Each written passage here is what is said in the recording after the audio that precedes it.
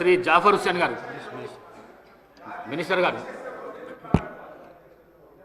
గౌరవ సభ్యులు వెంకటరమణారెడ్డి గారు చెప్పిన ప్రస్తావన చాలా ముఖ్యమైనది అధ్యక్ష.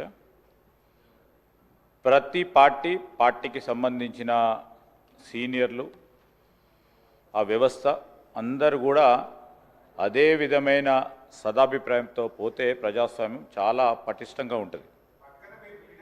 సరే, ఈరోజు వారు అనుభవం గల నాయకులు అధికార పక్షంలో ఉండి అనేక సందర్భాల్లో కూడా నేను చెప్తా ఉన్నప్పటికీ ఈరోజు ఎవరు మాట్లాడినా తప్పేమంటున్నాము సార్, ఎవరు మాట్లాడినా తప్పేమంటున్నారు. ఆ ప్రస్తావన సార్, ఆ ప్రస్తావనకు సంబంధించి వెంకటరమణారెడ్డి గారు చేసిన ప్రస్తావన గురించి నేను ప్రజాస్వామ్యానికి సంబంధించిన అంశం విషయంలో వారు కూడా ఒక హెల్దీ ప్రాక్టీస్ని చేసుకోవాలని వారు కోరిరు.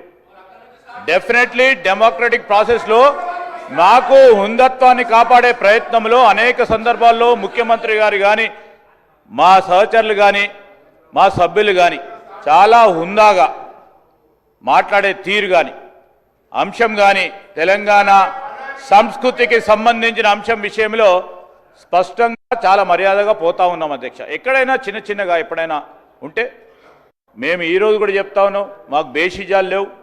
ఒక గౌరవ సభ్యుడు చెప్పిన అంశాన్ని కూడా దృష్టిలో పెట్టుకొని ముందుకు నడుస్తాం. అదేవిధంగా వారు కూడా నడవాల్సిన అవసరం ఉంటుంది.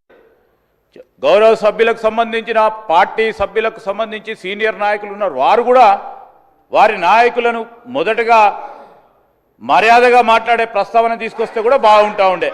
నేను నిన్నగా సార్ వారినంటా ఉన్నా, ఈరోజు ఈ గౌరవ సభ్యులకు ఈరోజు ప్రస్తావన చేసినప్పుడు మీ పార్టీ సమావేశాల్లో నా వెంకటరమణారెడ్డి గారిని కోరుతా ఉన్నాను, మీ పార్టీ సమావేశాల్లో మీకు సంబంధించిన మీ సీనియర్ నాయకులను కూడా కోరండి. First put your house order in first కేసులో, దాని తర్వాత ప్రస్తావన తీసుకొద్దాం, 10 మందికి చెప్దాం. మేమైతే తప్పకుండా చెప్తా ఉన్నాం, ప్రజాస్వామికంగా, మర్యాదపూర్వకంగా, గౌరవంగా గౌరవ సభ్యుల హుందత్వాన్ని కాపాడే కార్యక్రమంలో ఎక్కడ కూడా వెనుకాడకుండా ముందుకు తీసుకెళ్తామని గౌరవ శాసనసభ ముందట పెడతా ఉన్నాం.